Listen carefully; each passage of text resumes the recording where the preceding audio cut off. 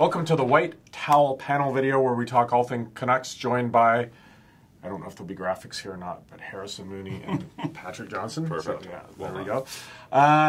Gentlemen, I wanted to talk to you. This is sort of the unofficial halfway point of the season. We have all these landmarks, U.S. Thanksgiving, Christmas, what have you. But Patrick, we'll start with you. Thoughts on the first part of the season, highs and lows, successes, failures, swings and misses? Well, highs is obviously Patterson, the Patterson story. Who's he? Some kid from Sweden. Murky. No, the fact that he has been everything the Canucks had hoped he would be and more. Yeah. I think that's an important thing to understand. So they went in thinking, yes, we think he can be a center. They put him in. He played well at center. They thought he could score. I don't think they thought he was going to be their leading scorer. So from that standpoint, he's been fantastic. He's the runaway favorite to be the Rookie of the Year with the Calder Trophy. He is absolutely the highest point. The low point was, there's a whole bunch of things you could probably go for. In the first half, there was that, horrible 11 of 12 games where they lost, or 12 of 13, whatever it was. Big picture, you could talk about Olli Juolevi being hurt because he would be a guy, I think, probably seeing ice time now that they've unlocked some of the logjam on defense. I suppose some people might argue that being in a playoff chase is a low point, but it's not a low point. I think it's good for the fans. I think people enjoy that in the big picture. I think in the big picture, people want to make sure that they're moving in the right direction. But yeah, the low point for me has to be that sort of stretch in November where they just didn't seem like they were ever going to win a game again. I would take countenance with that because I think they were so competitive during that losing streak. It showed it was different. That they were, while they were losing games, they were in them. But fair enough, you covered the team and I don't, so I'll take your word for it. Harrison, so far this season? Oh, yeah, the high point is Elias Patterson, and I don't think it's close. I think that you'd have a hard time arguing anything else, is in the top three at this point. It's Patterson.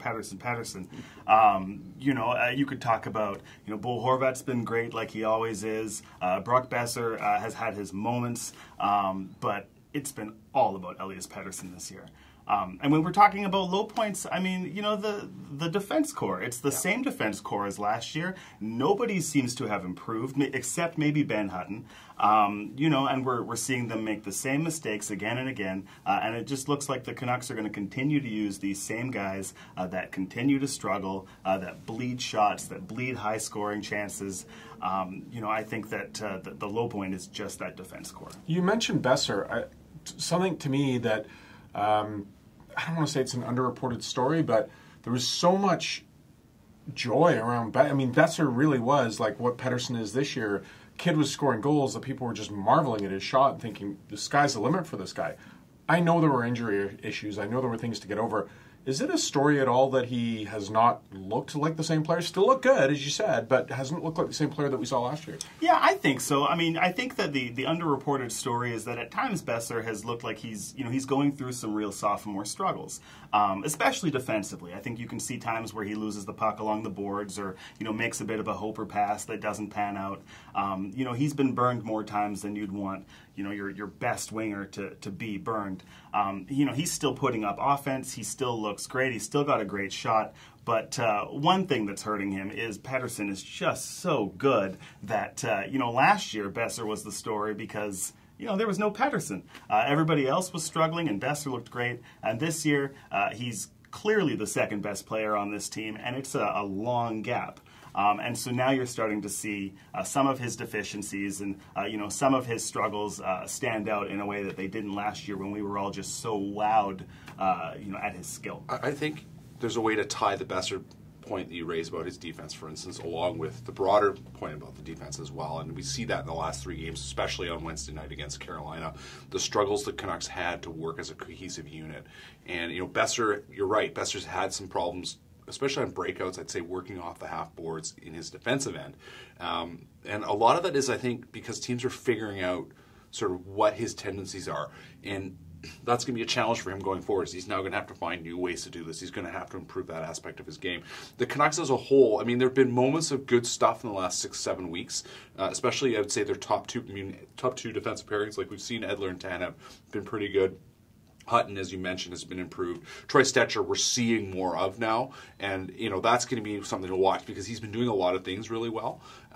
But yeah, the bottom defensive pair, the Pouliot-Gudbranson pairing, has had all kinds of problems. Some of it's that they're just not good together. Some of it is about individual play. I think together's together being a fair point. Yeah, they're just not very good. Yeah.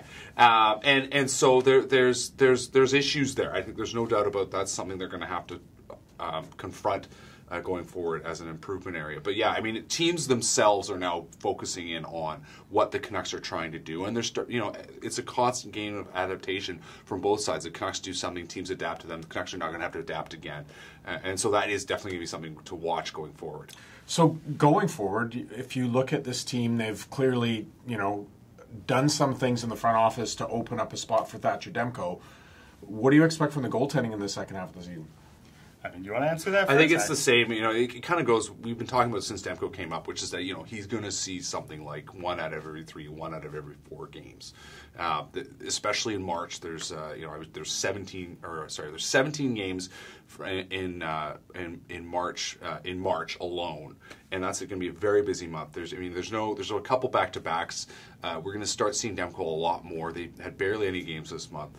February, it's a busy sort of run, busy sort of 3 weeks running into the trade deadline. There's 11 games in that stretch.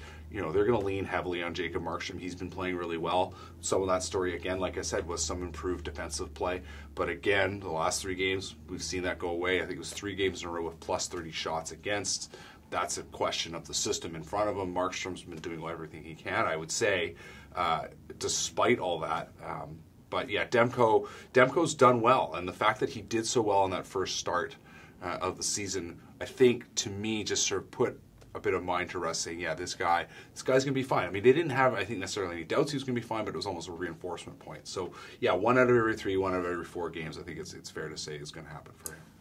Sorry. Yeah, the fans are going to be calling for Thatcher Demko, I think, a lot more than Travis Green is going to play him. He looked really great in that start against Buffalo. He's 2-0 to start his NHL career. People are excited about him, but the Canucks are still going to use him like a typical backup this year. His chance to steal the #1 job will come next season. And for the rest of this season, it's Jacob Markstrom's job. Demko is a solid #2, and he'll get his opportunities to play, but they're still easing him into the league. He kind of pushed to make sure that he got up here this year, and he got his way. But, we're not going to see a lot of Thatcher Demko in the back half of the season as far as I'm concerned. So the owner has taken to live tweeting games every now and then, and that's fantastic, I should say. And recently, during the Carolina game, he was saying, amongst his own thoughts on tanking, he was suggesting that they're not going to risk their long-term development for the sake of making the playoffs this year, which I could have sworn they had a club president recently who said the same thing, who's no longer there. Regardless, I look at this team and I'm very curious as to who's on the hot seat, really, over the next couple of months. And I put it to you guys. Who has something left to prove if they want to be part of this plan going forward? Well, Nikolai Goldobin's the obvious one. I mean, the statements from Travis Green have made it clear that there's lots of things they think that he can do better. They have doubts that he can do them, but they think he can do them.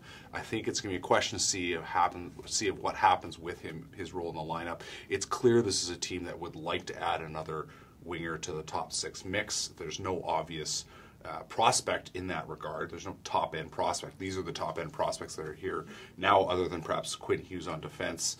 And I suppose the extreme best-case scenario with Olli Juolevi would be that as well. But as it stands, he's hurt, and he's also, I think, shown himself to be a professional, but we'll see how he does in the NHL. They want a big forward. They want a big defenseman. So, there's a rotation of guys that have gone through the top 6 mix. I think we can write in Boeser, Horvat, Pettersson.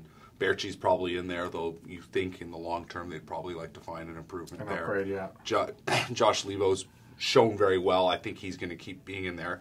And then there's another spot. Goldobin's been there. Marcus Granlund's been playing there lately. Marcus Granlund is another guy that I think they like, but at the same time, I think they do recognize here's a player that another team that's pushing for the playoffs might like as a depth piece. He's a guy that's scored before, which helped being with the Sedins, but he's going to get something like 10, 11, 12 goals this year, which isn't a ton, but it's not anything to sniff at either.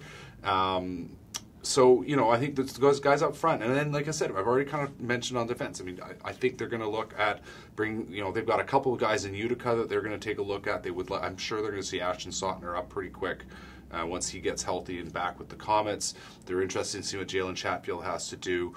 Both those guys, I think, are interesting players, but they're not going to be elite superstars on defense or anything like that. So, the hot seat is there, I suppose, on defense, but it's not like there's anybody pushing them out right now. That's going to be something to watch as well. I wanted to ask you specifically about Jake Virtanen. Someone Patrick didn't mention it. Great. So while everyone was all like blown away by Elias Patterson, the shotgun Jake movement was fantastic. Everyone getting a huge kick out of it. And, of course, there were the rumors lately that he would be scratched. He ended up not being. But, I mean, certainly this is a guy that I think, how many chances does he get? I think they're being patient, but what does he need to do the rest of the season? Yeah, I mean, in the first quarter of the season, maybe he was shotgun Jake, but we've arrived at hangover Jake, I think.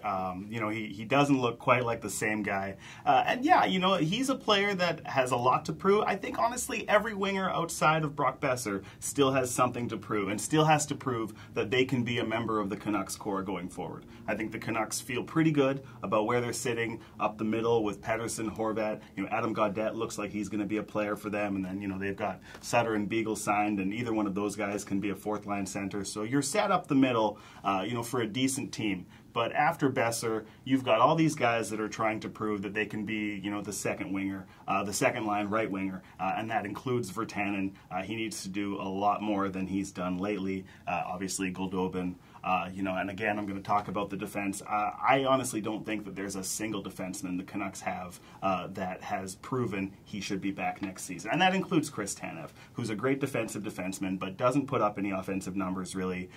Might have some value on the trade market. I think you could probably justify moving out any one of the guys that they've played this year. So, I mean, the question for the Canucks isn't really, who has something left to prove, but who has already proven it, and that's a very small group of guys.